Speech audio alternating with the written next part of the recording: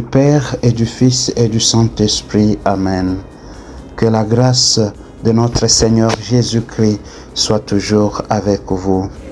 Chers frères et sœurs, bienvenue à notre méditation sur les textes bibliques de la liturgie du 5 janvier, année liturgique A. C'est le Père Michel Manga, SVD, missionnaire du Verbe divin. Le thème pour notre méditation d'aujourd'hui, c'est « Le royaume s'est approché ».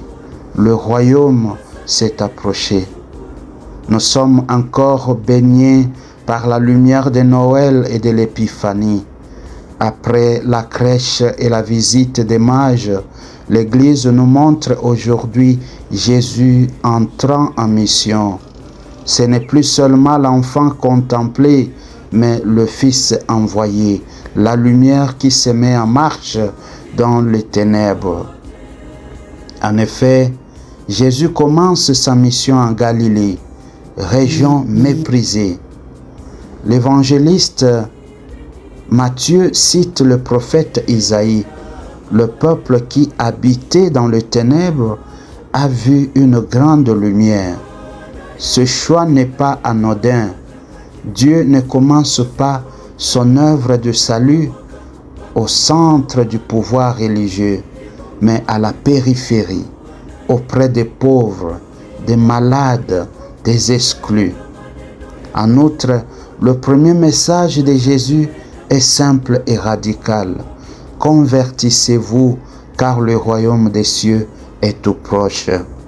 La conversion, bien-aimée, la métanoïa, signifie changer de regard, changer de direction et accueillir une nouvelle manière de vivre avec Dieu. Il est important de souligner que le royaume n'est pas d'abord un lieu, mais une présence. Là où Jésus passe, les malades sont guéris, les foules retrouvent l'espérance, la vie est relevée. Le Christ ne supprime pas la nuit d'un coup, mais il y fait entrer sa lumière.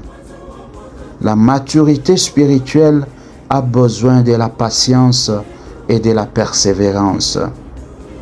Et le royaume, ou la manifestation du royaume, c'est là où se trouve le Christ. Dans la première lecture tirée de la première lettre de Saint Jean, Jean s'adresse à une communauté troublée par de faux enseignements. Il nous révèle le critère fondamental du discernement. Tout esprit qui confesse Jésus venu dans la chair est de Dieu. La foi chrétienne n'est pas une idée abstraite, c'est un engagement. Dieu s'est incarné et s'est engagé dans notre humanité réelle. Nous sommes appelés au discernement, c'est-à-dire à la compréhension de la révélation divine, car tout ce qui parle de Dieu ne vient pas forcément de Dieu. Le vrai esprit conduit à l'amour, à l'obéissance et à la confession du Christ incarné. Quelles sont aujourd'hui nos zones d'ombre où le Christ peut commencer son œuvre de salut? La conversion n'est pas un reproche, mais une invitation à la lumière. En ces débuts d'année bien-aimés, l'Église nous rappelle que le royaume de Dieu n'est pas lointain. Il est déjà là à l'œuvre si nous laissons le Christ marcher avec nous. Là où est le Christ, c'est là que se manifeste le règne de Dieu, la puissance de Dieu. Demandons la grâce d'accueillir la lumière, de discerner l'esprit et de devenir à notre tour porteurs de la lumière du Christ. Prions.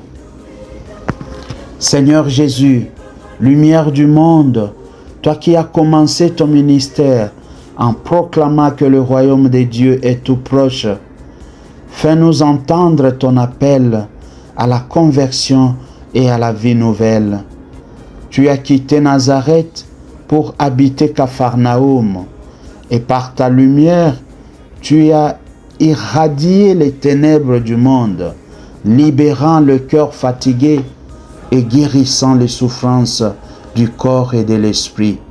Que ta parole nous guide vers la vérité vivante et que nous sachions toujours te reconnaître dans notre quotidien.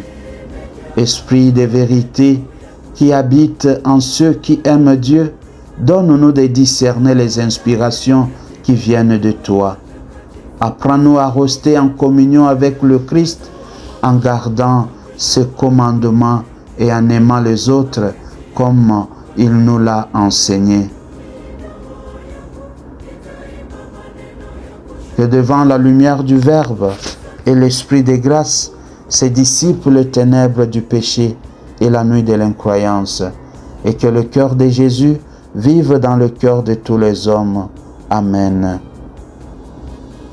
Que la bénédiction du Dieu Tout-Puissant descende sur vous et demeure à jamais avec vous, au nom du Père et du Fils et du Saint-Esprit. Amen. C'était le Père Michel Manga, SVD, missionnaire du Verbe divin.